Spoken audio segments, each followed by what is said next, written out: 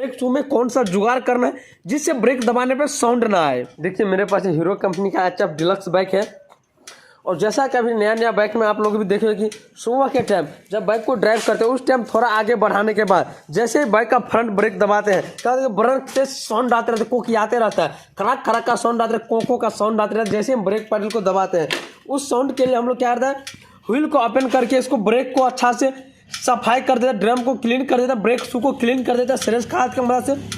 उसके बाद यहाँ तक बात कर ले तो हम लोग ब्रेक शू भी नया डाल देते हैं, फिर भी साउंड प्रॉब्लम सोल्व नहीं होता है। इस प्रॉब्लम को कैसे सोल्व करना है टोटल स्टेप आपको बतलाएंगे।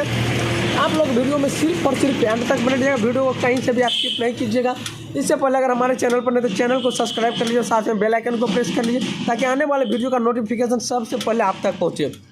तो फ्रेंड्स देखिए इसके लिए बाइक का सबसे पहले इस व्हील को ओपन करना पड़ेगा। चलिए हम फटाफट से व्हील को ओपन कर लेते हैं। उसके बाद आप लोगों को बतला दी ब्रेक शू में कौन सा जुगाड़ करना है जिससे ब्रेक दबाने पे साउंड ना आए। देखिए हम फाइनली हमने व्हील को ओपन कर लिया है।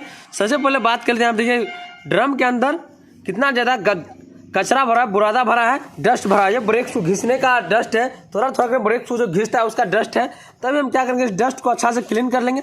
उसके बाद यहाँ पे देखिए होता क्या है, भाई बाइक का ड्रम भी कट जाएगा तो भी आपके बाइक में ब्रेक दबाने पे साउंड आएगा। लेकिन यहाँ पे ड्रम अभी काटा नहीं है और ड्रम के अंदर देखिए कितना जो है बिल्कुल प्लेन हो चुका है।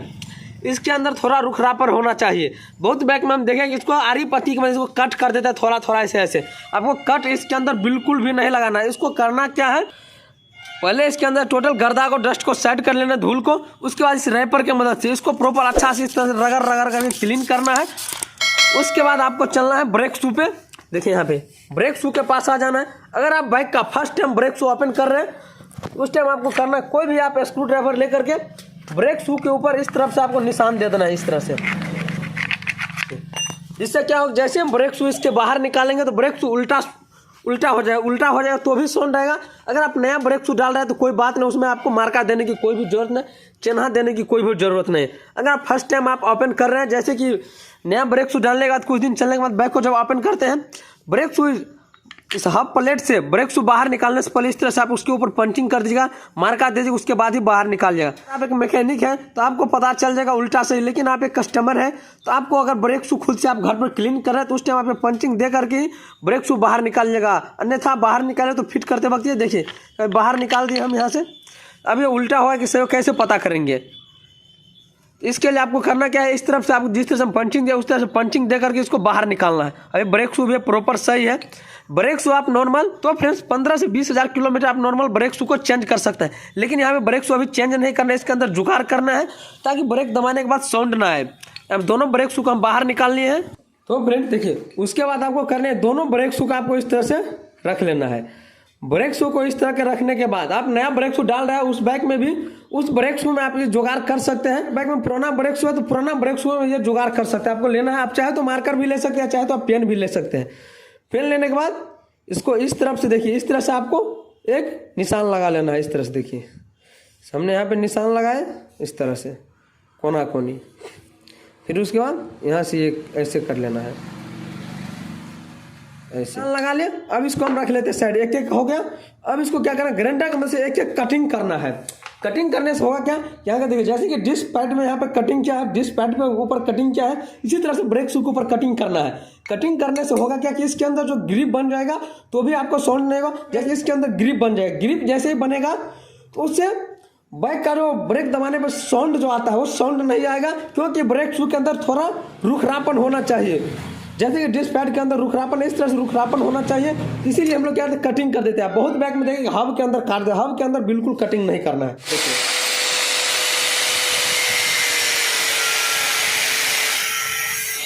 एक कट हमने लगा लिया, अब इसके बाद यहाँ से कटिंग करते हैं।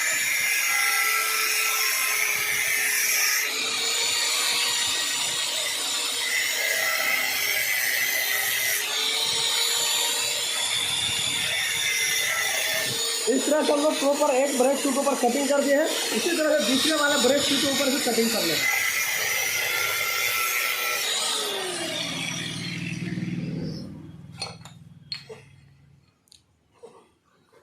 तो फ्रेंड्स देखिए यहाँ पे दोनों ब्रेक शू को हमने कुछ इस तरह से कटिंग कर लिया यहाँ पे, और आपको फ्लैश ऑफ कर लेते हैं, उसके बाद आपको प्रॉपर दिखाई देगा।